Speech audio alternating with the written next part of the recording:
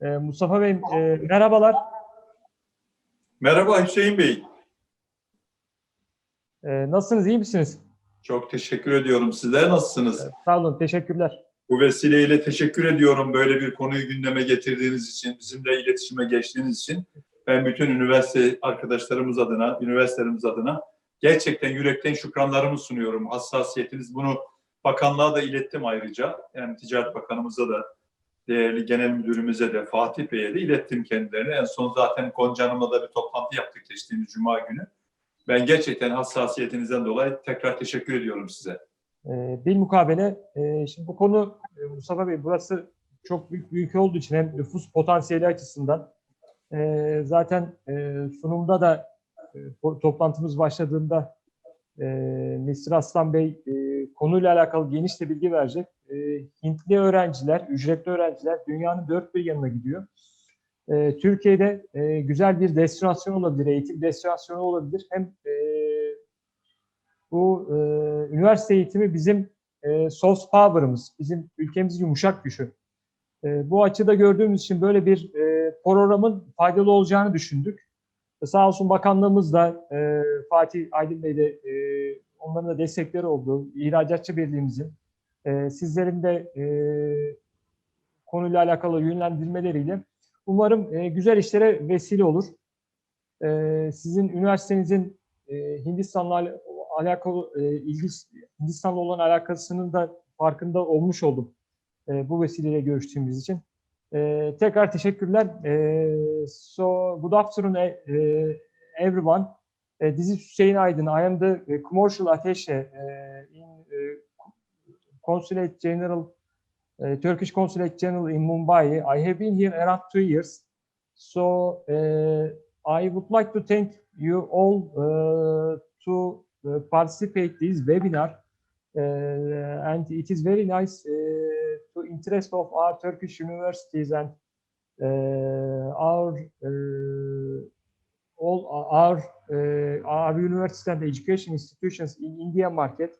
So today, Mr. Asslam SHAIKH from Alif Education Consulting Company is with us, and also we are waiting for another panelist from Leap Education Finance Company. Mr. Vibe Singh. He will be here at around 5:15. So Mr. Asslam is going to give a presentation about Indian and Turkey's education relations from the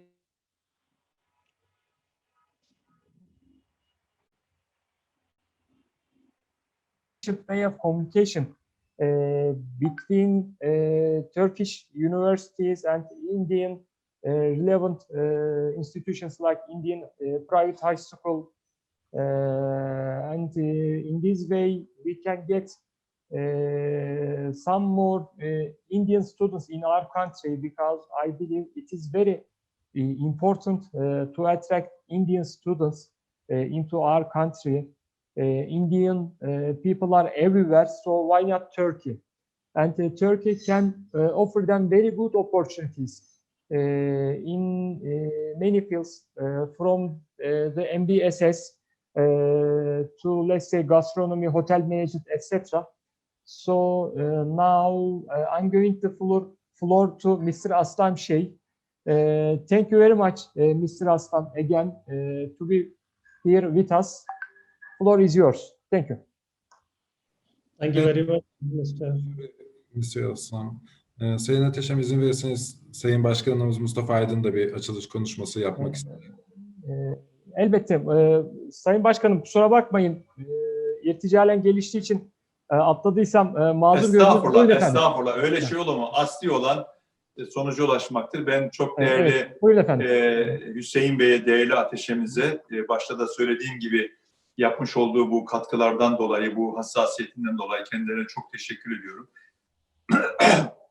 Ayrıca zaman ayırarak bugün değerli bilgileriyle bizleri aydınlatacak olan iki değerli konuşmacımız da var aramızda. Asslam SHAIKH ve Vibe Singh'e, onlara da çok özel teşekkür ediyorum. Bu toplantıda bizlerle beraber oldukları için. Bugün az önce saydım böyle 70'e yakın üniversite temsilcimiz şu anda bizleri izliyorlar, bizleri takip ediyorlar. Türkiye'nin bütün bu konuda lider üniversiteleri, özellikle uluslararası öğrenci temininde liderlik yapan bütün üniversitelerin yer aldığı bir webinar oluşturuyoruz bugün. Çok yararlı olacağına kesinlikle ben inanıyorum. What I say, I want to my colleague, she is the translation from Turkey to English language. İrem, please translation.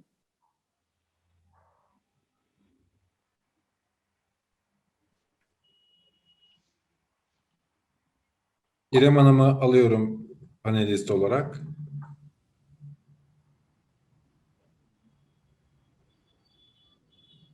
Otherwise, I can translate it for you if İrem Hanım is not ready.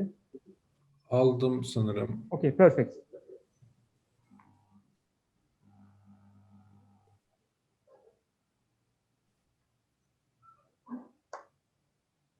Erhan Bey, beni panelden düşürdünüz.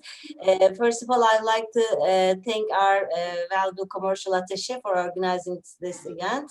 And we all now here have more than 70 universities who are especially high in numbers of international students and are very interested in the Indian market and Indian international students. We want to thank you for joining us to give us some information about that. Türk üniversitelerimiz yaklaşık 20 yıldan beri özellikle uluslararası öğrenci teminine çok özel bir önem vermeye başladılar. Turkish universities, especially in the last 20 years, has been paying really close attention to international student recruitment. Ve şu anda bulunduğumuz nokta itibariyle UNESCO verilerine göre 220 bin öğrenci sayımızla dünyanın ilk 10 ülkesi arasına girdik. And today, according to the UNESCO data, with more than 220,000 international students, Turkey is the number 10 international student destination in the world. Bu tabii ülkemiz için çok önemli bir ayrıcalık. Of course, this is a very special occasion for our country. Bunun için 2010'lu yıllarda DEİK'te Eğitim Ekonomisi İş Konseyi'ni kurduk. We started with this in the 2010s in the Foreign Economic Relations Board in the Education Economy Council. Acizane o yıllarda da yine bendenizin öncülüğünde o iş konseyiyle beraber büyük bir mesafe aldık, büyük bir yol aldık. And of course, as the founder and the chairman of that council as well, me and my colleagues has just taken a big leap in terms of international students. Türkiye eğitimin de çok önemli bir hizmet ihracatı kalemini fark edince, o bilinci, o kültüre ulaşınca da Türkiye İhracatçılar Meclisi TİM'in bünyesinde de bu sefer Hizmet İhracatçılar Birliği bünyesinde Eğitim Komitesi'ni yine bendenizin öncülüğünde arkadaşlarımızla beraber kurduk. And when our country, Turkey, realized that education is one of the main service export sectors, we also established, also I was the founder of the Education Council and the Service Exporters Assembly in the and in a couple of years before that. Ve bu yolculukta ben kendilerine uç beyleri diye ifade etmiş olduğum üniversitelerimizin uluslararası ilişkilerdeki direktörlerine gerçekten ülkem adına şükranlarımı bir kez daha ifade etmek istiyorum. I always tell them that they are like our ambassadors all around the world. Our international student recruitment offices in our universities has been doing a lot during this time. Ve inanıyorum ki 2023'lü yıllarda şu andaki 220 bin olan öğrenci sayımızı hep birlikte 250 binin üzerine çıkaracağımıza yürekten inanıyorum. And I truly believe that by the year 2025 and later on we're going to have more than 350,000 international students in our country, and I certainly, definitely believe that. Ve tabii biz uluslararası öğrenciye sadece ekonomik açıdan bakmıyoruz. Ülkemizin en önemli yumuşak gücü olarak da ülkemizin yurt dışında tanıtımı için en önemli fahri büyükelçileri olarak da kendilerini görüyoruz. And of course, we don't see this international students as only in economic level. These are also the one of the main soft powers of a country, and they are also the future and our ambassadors all around the world as well. Bu maksatla ülkemizin her yıl stratejik hedefleri uluslararası öğrenci temin bakımında ve hedef ülkeleri belirleniyor. And with this regard, our country, we all establish some target countries and make a strategic plan for the future according to that countries every year. Ve Hindistan da bu ülkelerin başında geliyor. And India is in the top of that list now. Çünkü dünyaya Çin'den sonra en çok uluslararası öğrenci gönderen ülke Hindistan. Because India is the second after China, the student outbound country in the world. Fakat maalesef Türkiye'de ne kadar Hintli öğrenci var dediğimiz zaman maalesef o oranı burada göremiyoruz. But when we look at how many Indian students are studying in Turkey, we can't see any numbers there, unfortunately. Teşbihte veya benzetmekte hata olmaz. Bir elin parmakları kadar diyebiliriz. I mean, if you want to say it in a way that's just less than the fingers of our hand, maybe. I mean, if you exaggerate it. Hindistan, Türkiye için, biz üniversitelerimiz için önümüzdeki en önemli hedef ülke olarak bulunuyor. So India is the main our target country right now for Turkey and our universities. Bugüne kadar birçok üniversitemiz Hindistan'da birçok fuara katıldı. Many of our universities attended many events and expos in India before. Fakat tabii bütün bu çalışmalardan istediğimiz sonucu alamadık. But we weren't able to get the outcome that we wish we had during these events. Bu belki de biraz bizim eksikliğimizden de kaynaklanıyor olabilir. It may be something that we didn't do. It may be that way. Belki bu çalışmaların sürekliliği ve devamlılığı daha etkin olmalıydı. Maybe we had to be a little bit persistent and we have to sustain it a little bit further in order to have that. Belki Hindistan'ın naturasını çok iyi bilemediğimizden, kültürel yapısını, eğitim filozofisini tam bilemediğimizden istediğimiz sonuca ulaşamadık. Maybe we couldn't just understand the philosophy of the culture of India and the education system there. Maybe we just couldn't understand it. Çünkü bir Hintli öğrencinin, bir Hintli ailenin gelecekteki eğitimden veya uluslararası eğitimden veya yurt dışı eğitimden ne beklediğini belki çok iyi bilemediğimiz için istediğimiz verimi alamadık. Maybe we couldn't get the results that we wanted because we couldn't understand what the family or the student, or international student is looking for a future employment or future education internationally. İşte bu anlamda değerli ateşimizin bize ön açması, böyle bir ufukla beraber iki değerli konuşmacıyla bizim üniversitelerimizin temsillerini birleştirerek bu eksikliğimizi gidermek, daha neler yapabileceğimizi ve üniversitelerimizin kafasındaki sorulara cevap bulma bakımından bu webinarı çok değerli buluyorum. That's why I think it's very valuable, this webinar, thanks to our commercial attaché who bringing us these valuable speakers and giving us some insight and information about the Indian market, and we are very thankful for him for that. Ben bu vesileyle tekrar değerli ateşimize bu katkılarından dolayı, bizi bir buluşturma noktasından dolayı kendilerine çok özel teşekkür ediyorum. And I'm going to take this opportunity once again to thank him for this wonderful collaboration that he created among us. Aynı şekilde değerli iki konuşmacımıza da bizleri aydınlatıcıkları ve değerli fikirleriyle bizim sorularımıza yanıt bulacakları için onlara da çok özel teşekkür etmek istiyorum. Also, I would like to thank our two valuable speakers. He's going to give us a little bit more insight and information about the market, and I want to thank them as well. Az önce katılımcı listesini aldım. I just got the participation list. Olmayan yok. Everyone is there. Everyone is there. Onun için bu değerli üniversitelerimizin temsilci arkadaşlarıma, ben onlara yol arkadaşları diyorum, öyle hitap ediyorum onlara. Çünkü 2010 yılından beri beraber çalışıyoruz. Uç beylerimiz onlar bizim, akıncı beylerimiz onlar bizim. Dünyanın dört bir tarafında at koşturarak bugün Türkiye'de 220 bin öğrencinin olmasını sağladılar. Onlar da katkılarından dolayı, katıldıklarından dolayı çok teşekkür ediyorum. Onlar da sorularıyla bize ufuk açacaklardır, ön açacaklardır. Bu vesileyle o arkadaşlarıma da çok teşekkür ediyorum. Hayırlı Ramazanlar diliyorum bu vesileyle. Koronasız günler diliyorum, sağlıklı günler diliyorum. Bundan sonra sanıyorum moderatörlüğümüzü Erhan Bey yapacak diye düşünüyorum. Değerli Hizmet İhracatçılar Birliği'ndeki arkadaşımız. Ben tekrar çok teşekkür ediyorum. Hayırlı günler diliyorum. I also would like to thank I say that friends, colleagues who have been with me since 2010. They are here. Their questions are very important as well. I want to thank them for participating, for being a part of this. I want to wish Mubarak Ramadan to everyone and COVID-free, healthy days. And I think the moderator, Mr. Erhan from Service Exporters Assembly, will continue with this. And thank you for your participation. Teşekkür ederim Sayın Başkanım. Mr. Shaikh, you can start your presentation. Thank you. Thank you very much. First of all, thank you very much for giving me an opportunity to speak to everyone.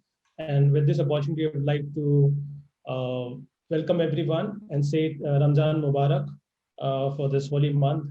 We came together. I'm sure that this month will bring some good prosperity and good relationship between India and Turkey.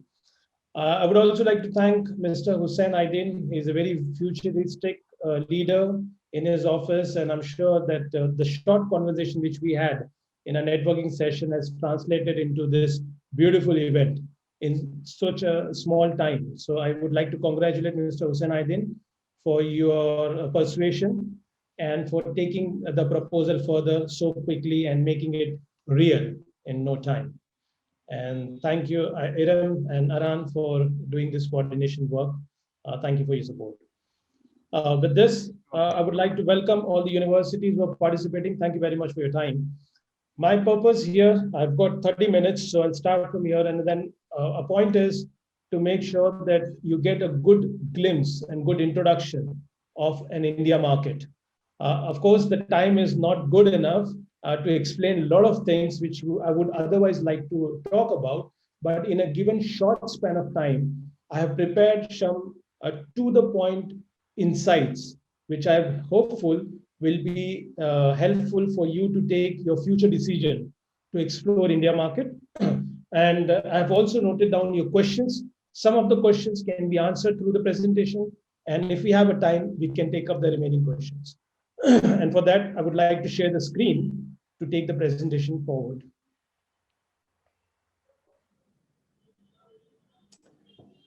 Okay. It is visible. Arhan, it's visible? Yes, it is visible. Yes, it's visible. So let's talk about the India market and how does it perform. And before that, I would like to introduce myself. My name is Asslam SHAIKH, and it's very important for you to know me because until and unless you know my profile, it would be difficult for you to have the full knowledge and full insight of what I'm going to present you. So we always say that trust the person before you trust the facts. So let's talk about who I am. So I've spent 14 years in this particular study abroad domain. I've traveled to all 12 major countries where we sent our students from India. I'm also the ex-president of BNI Plus chapter, which is world's largest networking platform. So I was responsible for monitoring the entrepreneurs during the 6 months of period where we get this presidentship.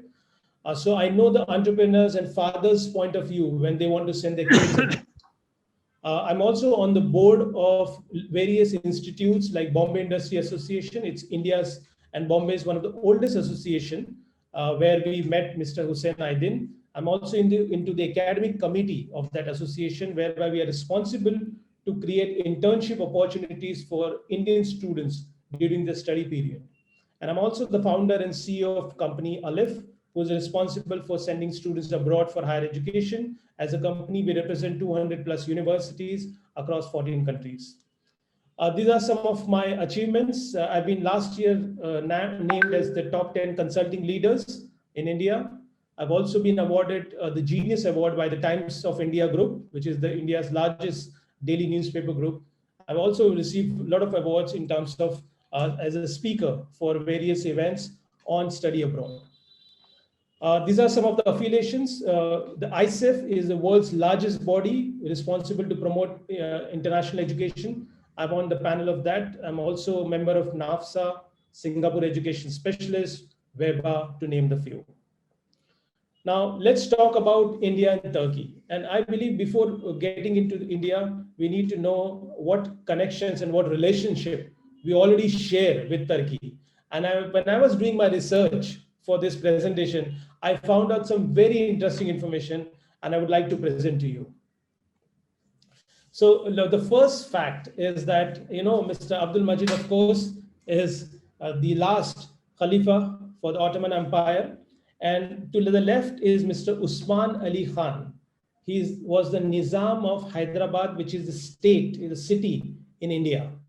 And the interesting part is the two daughters of Mr. Abdul Majid got married to the two sons of Mr. Usman Ali. So they were our daughter-in-law in our country. So they were married and they came down to India. So that's a strong relationship. So Turkish blood runs in the Indian veins. So that's a relationship we have with Turkey. That's a very close relationship. So they are in-laws to each other. Second very important thing, when during the explanations, when the Britishers forced the Abdul Majid to move out of Turkey, and when he went to France with his family, Mr. Usman Ali Khan, the Nizam of Hyderabad, India, fixed the 300 pounds amount to be sent every month to the family's expenses. So that's how we supported the last Khalifa of Turkey. Next important connections we have, he is Mr. Maulana Abdul Kalam Azad. He is a very famous politician of India, and he was the first education minister of independent India. Mr. Azad became active to support Khilafat agitation to protect the position of Sultan of Ottoman Turkey during 1924-35. And the Sultan had sided against British in the war, and continuity of his rule came under serious threat. And this is where Maulana Azad from India, along with Muslim, raised the voice to support the last Khalifa of Turkey. So I believe with these two examples, we are very clear that we are more than two countries to each other. We have got relationship, we feel, and we have got a heart for each other. Now let's talk about today's topic about India market. And I would like to give you the brief of the India as a country. Of course, we know that it's the second largest populous country in the world. We have got almost around 1.4 billion population. But very interesting point is we have got 500 million people who are less than 25 years age. And this is your target audience as a university when you're looking at India. Similarly, out of this population, 48% of people in India, they are upper middle class or high income class.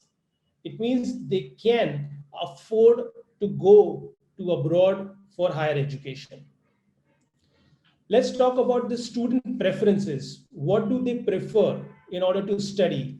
And I'm quoting the reports of 2019 of the Government of India.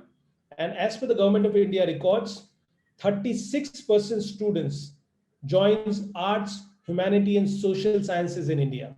That's the topmost. And 17% go for science, 13% for engineering and technology, and 14% goes to commerce. So if you combine science, engineering, and technology, it is almost 30% of the total chunk, which is the second largest one. And this is the students who actually go abroad for higher education. So some of the universities ask the question, and this could be your answer, that what is the trend in India? So 36%, yes, that's a maximum students that study arts, humanities, but the students who go abroad for higher education is out of this 30% of science, engineering, and technology. Moving further, let's talk about the student challenges. And once as a university, you understand the student challenges in India, you can open up your opportunity as a solution to these challenges. And that's the reason why it is very important for you as a foreign university to get to know what are the challenges faced by the Indian students. Let's look at the engineering course. In the top engineering colleges, we have got NIIT, IIIT, and IIIT. So these are the top-notch engineering government schools and colleges. We have got only 33,000 seats in all these colleges, and we get every year 1,100,000 applications. That is the first challenge for Indian students to get into good engineering college run by Government of India. So the admission rate to these universities is only 3%. It means out of 100, only 3 students will get admission into this top-notch government engineering college. And the students who get admission, 33,000 students, almost half of the students are reserved category students.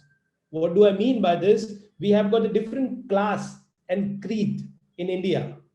In order to support that backward class, what we call in India, the lower income class group, government open up the seat specially and reserve for them.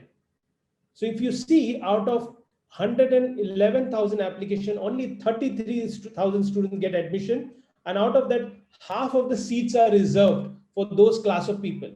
It means the competition is very high for normal students to get into good engineering college. Now let's look at the other subject. The students who wants to become a doctor or wants to do an MBBS degree. All around India, we have got 64,000 seats, and we have got 1,200,000 students making an application for this 64,000 seats. The admission rate is just 5%. And here also, we have got half seats reserved for the backward class of people. It means the normal student would have more competition. Similarly, moving to an MBA program, a business program, which is again a very famous program for the Indian students. You see, we have got top-notch MBA colleges. They already have 6,000 seats, wherein we have got 240,000 application, admission rate just 2.40%. And again, half of the seats are reserved for the backward class people. So with these 3 examples, you can see there is a lot of competition for good colleges, for engineering, for MBBS, and for MBA. So these are the challenges which are faced by Indian students when they're looking for any of these programs. Now, let's look at study abroad trends. After knowing the challenges, let's look at those students who wants to go abroad for higher education. What are their priorities? And I received some of the questions asking that what the Indian students are looking before they decide where to go to study. So let me give you a very latest report and the priorities in terms of their preferences. The first and foremost and important thing for Indian students going abroad for higher education is the ranking of the university or the quality of the education system of that country or of that university. That's a first priority. Second is the placement opportunity, job opportunity, career opportunities after and during the completion of the course. Third and the most important is the cost, the tuition fee, the living expenses. Then fourth is the location, where that university is located or where that country is located in that particular region. And fifth, sixth, seventh are related to support, references, and safety. So you can see clearly the first 4 priorities are the most important priorities. If you as a university want to come to India, you need to position yourself, master yourself in any one or maximum of first 4 priorities in order to be successful university to be selected by Indian students. So that's very simple, very clear. No mathematics is required. It's a very basic common sense, what we can see from this report. Moving further, let's look at the numbers, where Indian students are going at the moment. And you can see US undisputedly is the king in the market. Every year we get around 1.5 lakhs to 1,193,000 students from India going to US. Canada in last 5 years became a next hot destination, and 138,000 students every year are going from India. The next important destination is Australia, 115,000. UK, it used to be a very important country for Indian students, but because of the last government, the previous government, and their rules and regulations which were not favorable to Indian students, the number went down from nearly 80,000 to 37,000. China is another big market, especially for medicine courses, for doctor courses. And Germany is another important market in Europe, especially for engineering, automobile engineering, computer and IT, and chemical engineering. So this is how the bifurcation of the different countries of preference from Indian students' point of view. Now let's move further and see what is the growth which has been achieved over the last 5 years by these countries. And if you see, Canada gained the maximum business. 5 years ago, Canada used to have just 24,000 students, and it went up to 1,11,000 students. Huge growth, 5 times more. So that's the biggest gain Canada got. Other countries, they lost the share, but UK is trying to gain the market now because the current government is very immigration friendly, and that's how the Indian students' preferences are changing based on the immigration laws presented by the government. Let's move further and let's look at the countries who have recently made a good progress. And these are the 3 emerging countries who have gained the market share: Malaysia, Dubai, and Ireland. These 3 countries have performed well, they positioned well, they did a good marketing strategy, they tie up with the right partners, and as a result of that, they got a good market share. However, let me also tell you some the story about it is that Malaysia is losing the market now because they unfocus themselves now. They are trying to compete with Australia. You can't compete with Australia. You can't compete with the US. You need to craft, you need to find out your own position, which they did initially successfully, but later on, they tried to compete with everyone. And in that way, they are losing the market share. On the other hand, Ireland is very smart in marketing, and they are doing a very good job in consistently increasing the numbers for the students from India. Dubai, they lost the market share, but again, they are regaining because of their new rule, which they proposed to allow students to stay back in Dubai after the completion of course. So these are the 3 emerging countries, and there are a lot of case studies to learn from them for Turkey in order to also make an impact in the India market. Now, good news for Turkey, and this is a very small, very big report, and these are I summed up in 4 lines. Just in 4 lines, students are finding Turkey as an alternative to Gulf countries. With this, my 4 lines, you can draft the entire marketing strategy for India. These are that powerful lines. So how you can position, in my opinion, is that you cannot position against the big countries, but definitely you can position yourself against the emerging countries, right? And especially the students who come from a Muslim community, you can also position initially very focused way to this community, and slowly, gradually, you start focusing to the other communities. That's my opinion, and that's for you to take in. So students, what research we found out, the students are finding Turkey as a next alternative country to another Muslim country like Dubai, another Muslim country like Malaysia. So you can very well position yourself against these 2 emerging countries. Moving to the next point, the outlook of 2021 looks very promising from India point of view, and this is a recent research done by ISEF. It says after the students was interviewed in India, 29% Indian students still want to go to study abroad even during this pandemic.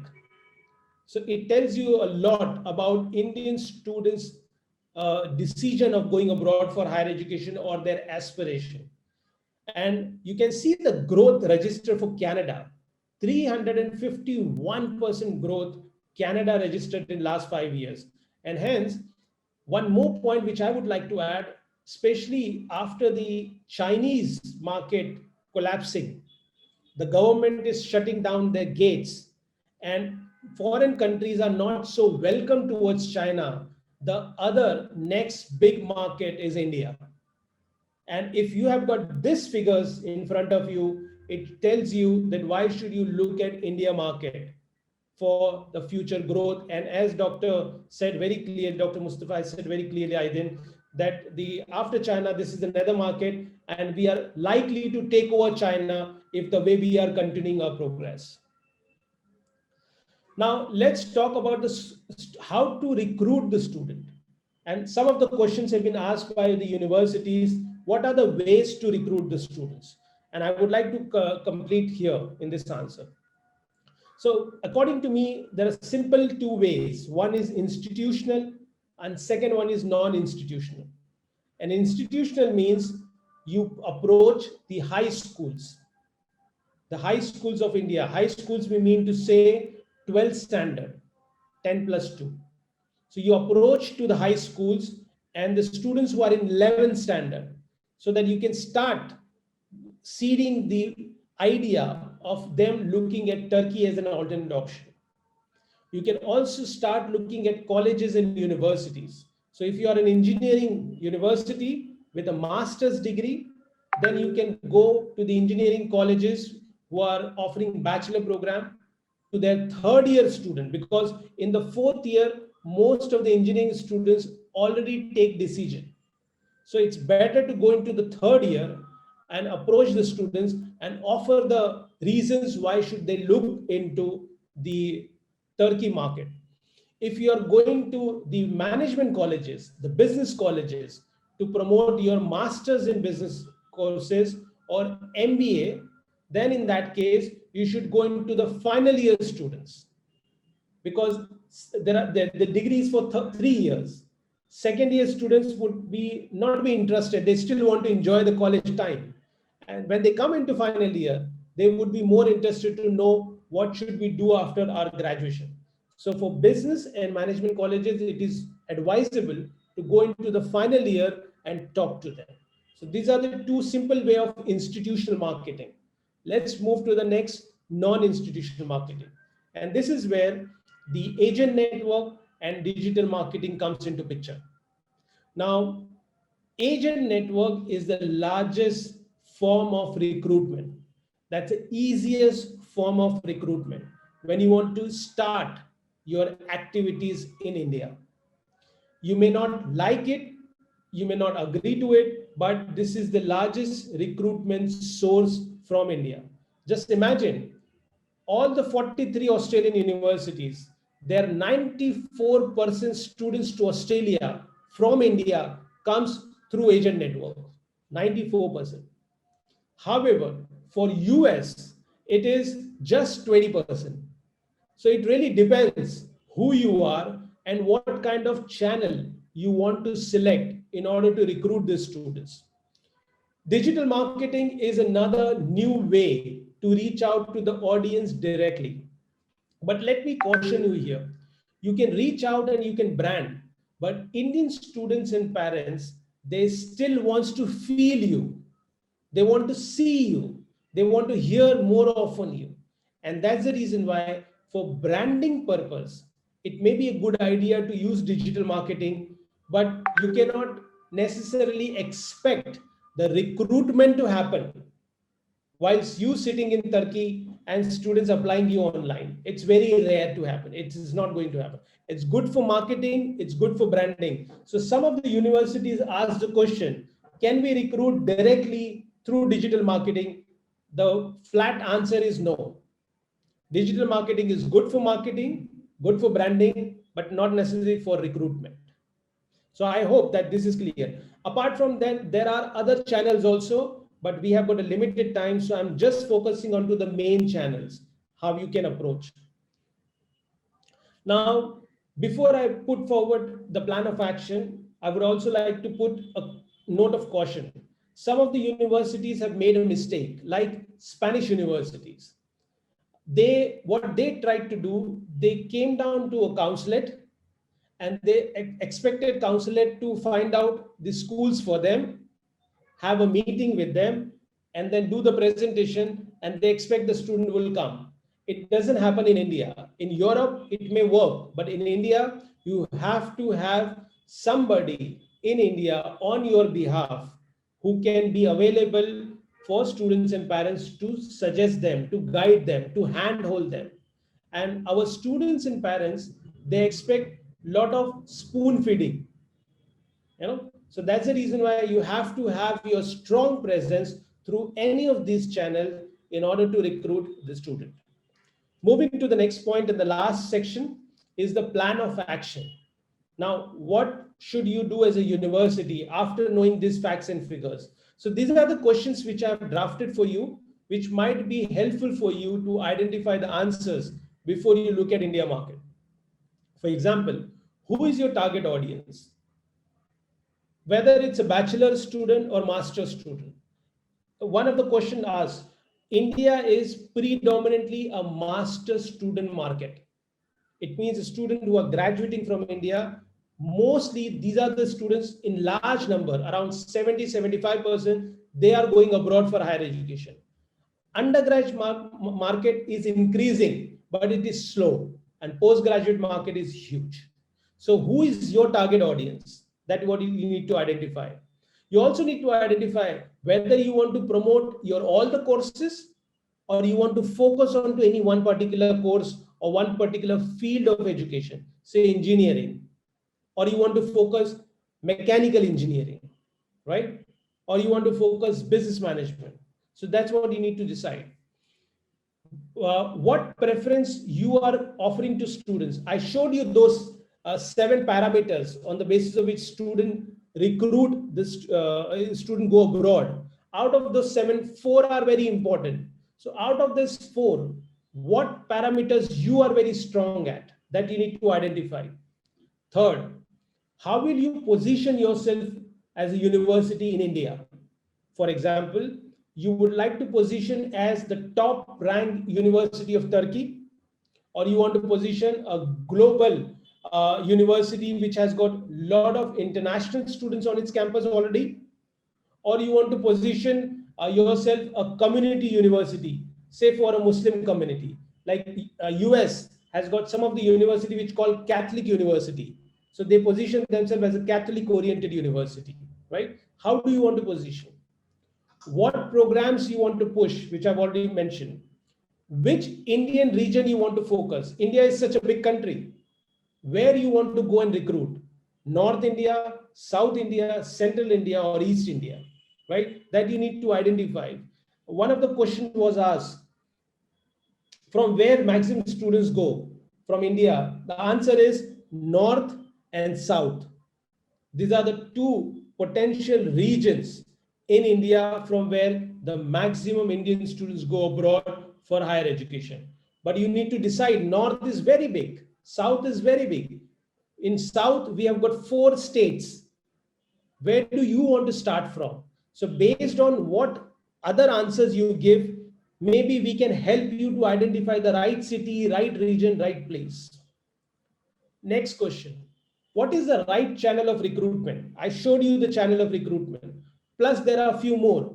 What would be the right channel based on your philosophy of recruitment, based on your experience with some other country, or based on your belief, or based on the market expertise you would take from a consultant like us to decide how to start, how to put your first fit into the market. Last 3 questions. What is the Indian education equivalence? So if the student pass in bachelor degree in India, whether it is equivalent and accepted in Turkey, whether Indian education system is not streamlined. Every state has got a different qualification.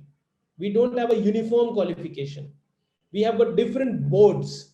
So you need to figure it out and make a chart that how do you define the equivalency of qualification of different states of India as compared to your qualification, so that you can accept that student directly. Then what is your marketing budget for India? How much you want to spend? What would be the different marketing budget schemes on digital media, on ground, on high school marketing, on alumni program? There are so many programs you can do with your alumni coming to Turkey, coming to India, and make them speak directly to students. And last, how much incentive you are prepared to give to any of these channels so that you partner with them meaningfully. So these are the few of many questions which I'm just presenting to you, so that if you answer, you would be more closer to your decision of coming back to India for marketing. With this, I would like to conclude the session. These are my contact details, and Mr. Hussain has already have my details as well. And if you have any question, if you have a time, I'll be more than happy to answer. Thank you.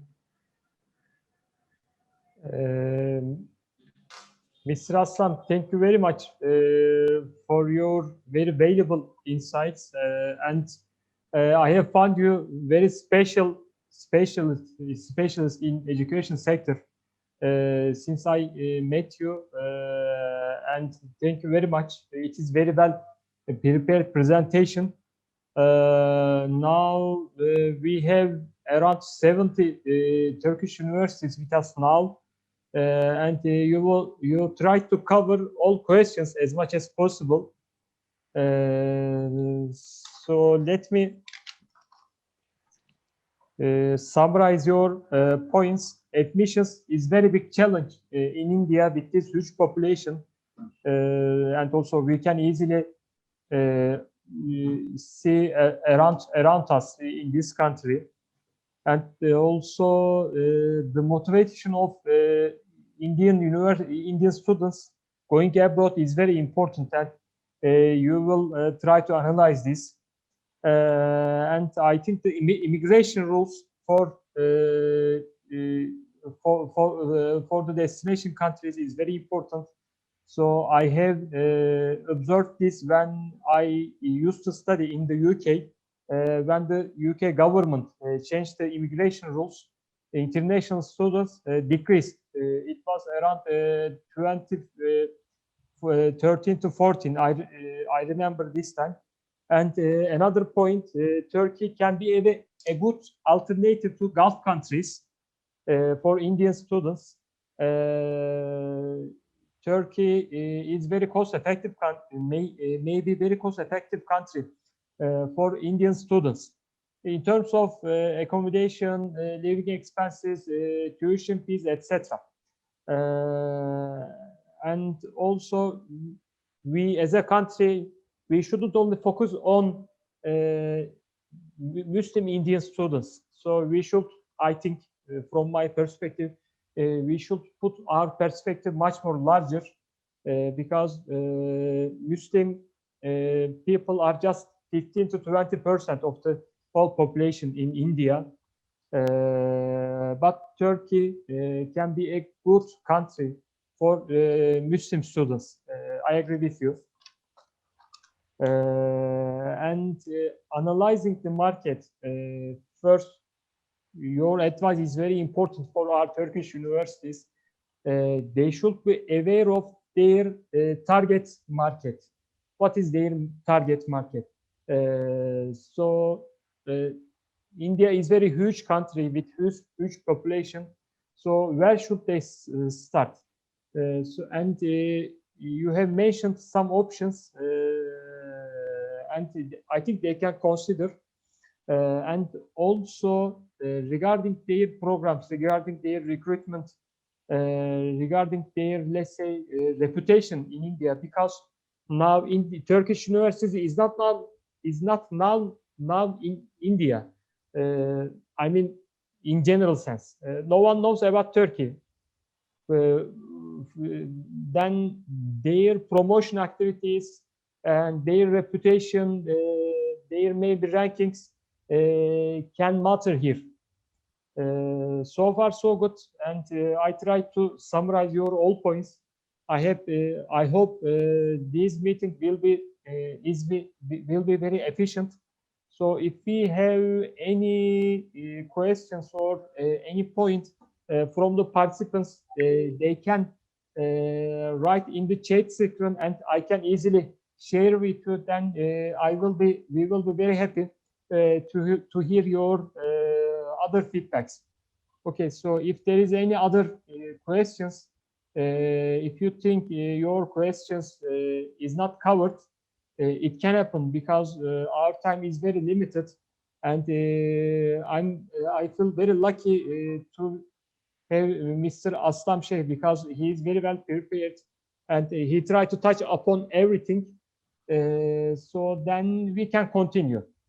Okay, so Miss Melissa Abache, I have one question. If you let me to ask again. Thank you for your presentation. Are you aware of specific large Indian agents that have branches in key Muslim majority population cities that are actively seeking to open Turkey desk to serve their student clients? Mr. Melissa, from which university? I think, do you know Mr. Erhan? Koç Üniversitesi'nden. From Koç University, yes. So Koç University is based in Istanbul. I have her question. The file which you shared with me, I have Melissa's question with me. Okay, perfect. Answer. Do you want me to answer that question? Yes, please. Okay. You may go ahead. Thank you. Okay. So Melissa submitted already 4 questions. One is, which master programs are in high demand from Indian graduates that are coming out in terms of cost and visa restriction for traditional destination like UK, Australia, US? To answer, I'll just give the answer to the point so that we can cover maximum question. It's a computer and IT, especially in this COVID time. Everybody is talking about data science, big data, cyber security, forensic science, then games development, then the networking engineering. So these are the programs which are related to computer, IT, and data. And other programs like in engineering field, and especially the Master of Engineering in Mechanical Engineering, then Electrical and Electronics Engineering, Aviation Engineering. This could be the interesting engineering courses. And third would be the business course, a pure MBA program. So these are the 3 important programs which you would like to look at. Second question, is there a single source of information about the Indian university ranking? So unfortunately, we don't have a university ranking as such by the Indian government official department. The present government has announced that they are coming up with the ranking system, but that will take some time. Third question, is it possible to enter the market with a goal of 10 to 15 students without a country office or representative, or only through digital marketing? So I covered this point only through digital marketing. In my opinion, I may be wrong, but my opinion is that it's not possible. You have to have some face. So not necessarily the representative office or a staff. You don't have to invest that much. You can partner with the good consultants, and then you can start getting some attraction towards the application. I think that's the easiest and safest and cheapest way to enter into India market. And Melissa's 4th question was, what would you say are Turkey's USPs for Indian students? In fact, I would ask you, what would be the Turkey's USPs for the Indian student? I mean, I have not been to your country, your beautiful country. I've been hearing about it. I've been enjoying your food in India a lot. But whatever I little know about your country, I believe that your country is progressing. It's making a good positive mark. Like, for example, what I know that the recent award for the best car design for electric car, it has been backed by a Turkish company. So you made one of the beautiful electric car in the world to back that award. Second news, I know that you are progressing very fast towards a COVID medicine, which is coming from Turkey. So that could be, so these are the good signs of Turkey to showcase to the world that they are a progressive nation. Off the record, our media not necessarily is talking good about your country, our media. However, in general, the country looks very promising. So maybe these strong points which you would like to emphasize when you market, affordability is a very important point. So as Mr. Hussain rightly said, the affordability of living and tuition, that would be a very strong point. And it's a very good mixture, like Dubai, a Muslim progressive country, you know.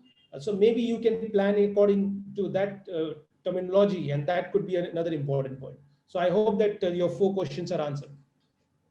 Okay, thank you very much. Very honest feedbacks, I think. Thank you very much for your insights. So, is there any other questions from our participants?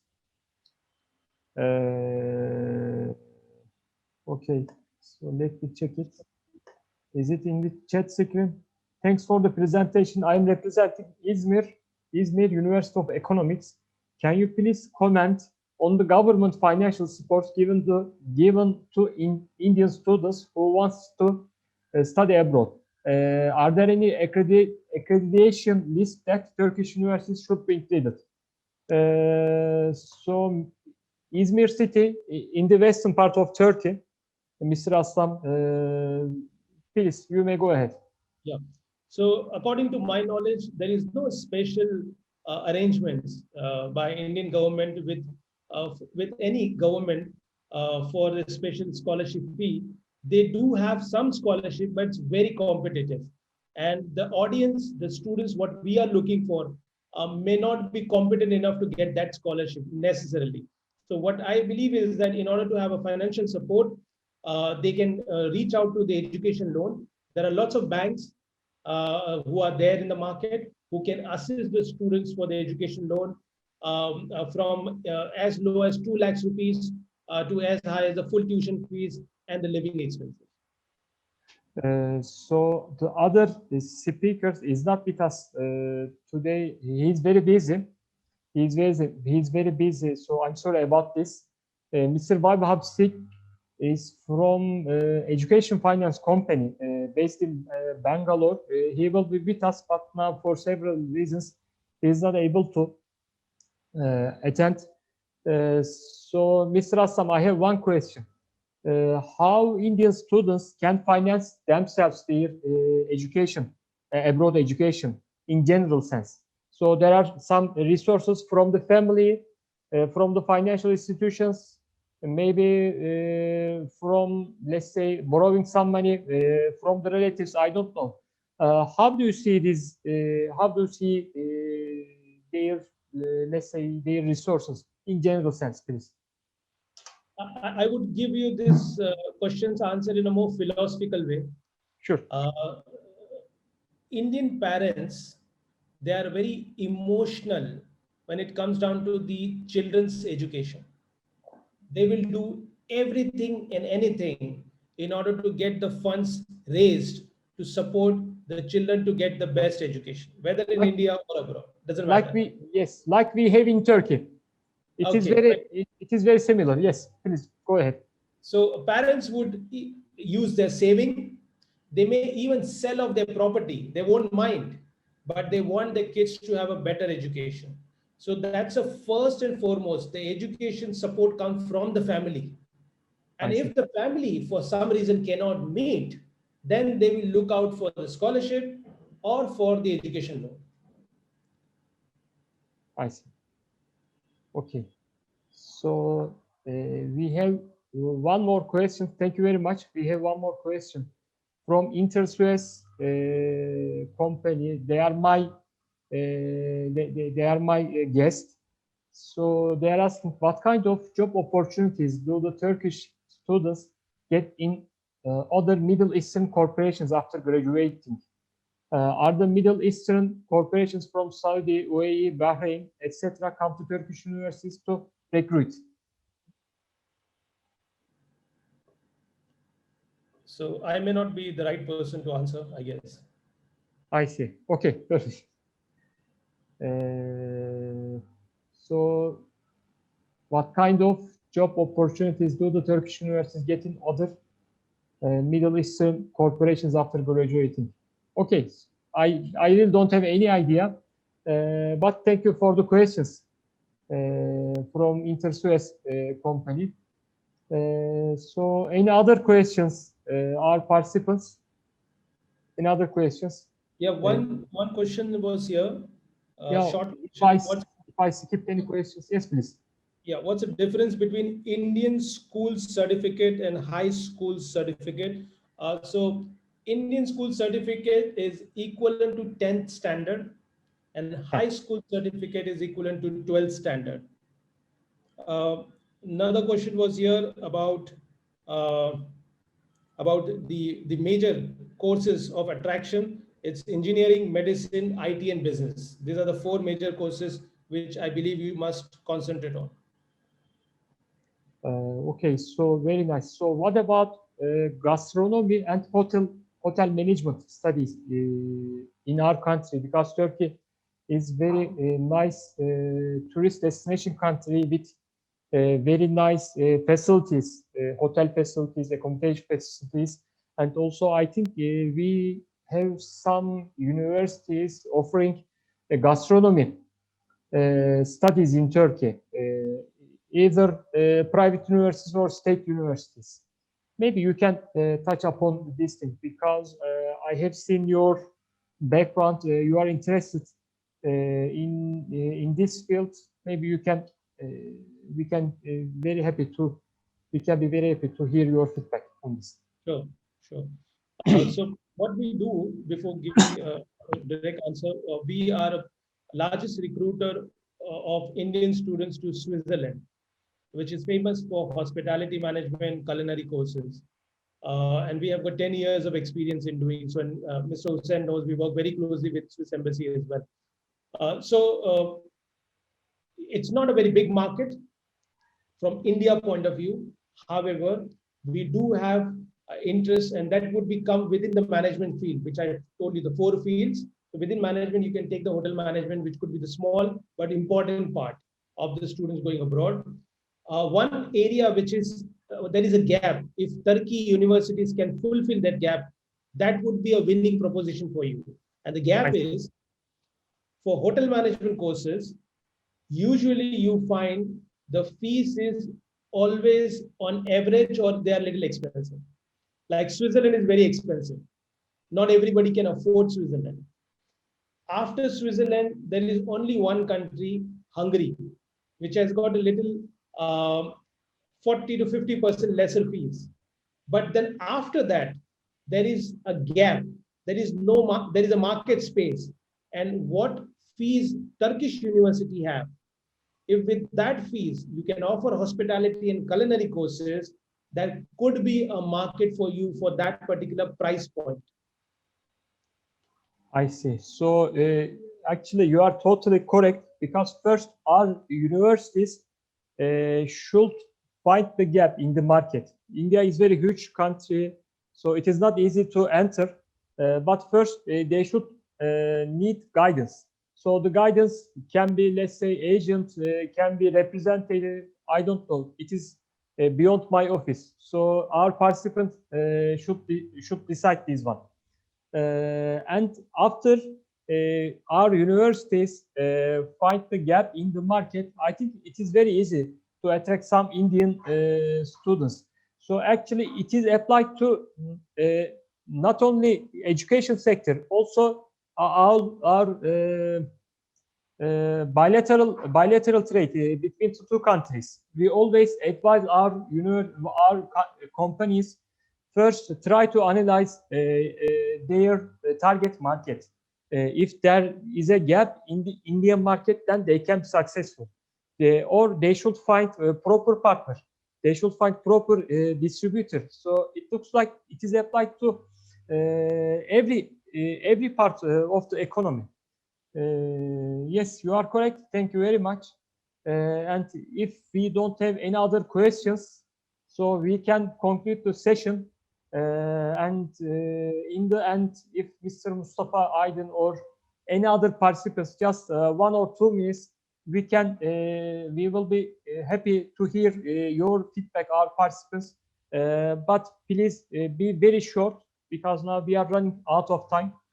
And I'm very happy to have this session for the first time in our central organization.